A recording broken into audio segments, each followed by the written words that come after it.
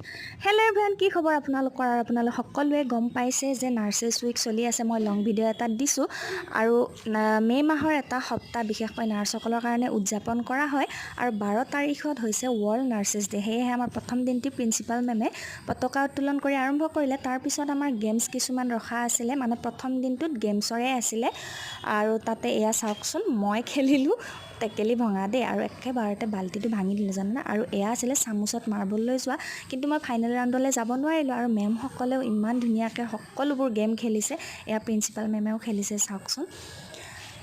আৰু তাৰপিছত আমি সকলোৱে খেলিলোঁ মিউজিক চেয়াৰ, মেমসকলেও খেলিলে মিউজিক চেয়াৰ। মই গোটেইখিনি এই শ্বৰ্টছটোত কাভাৰ কৰিব পৰা নাই, সেয়েহে লং ভিডিঅ' দিম বুলি ভাবিছোঁ।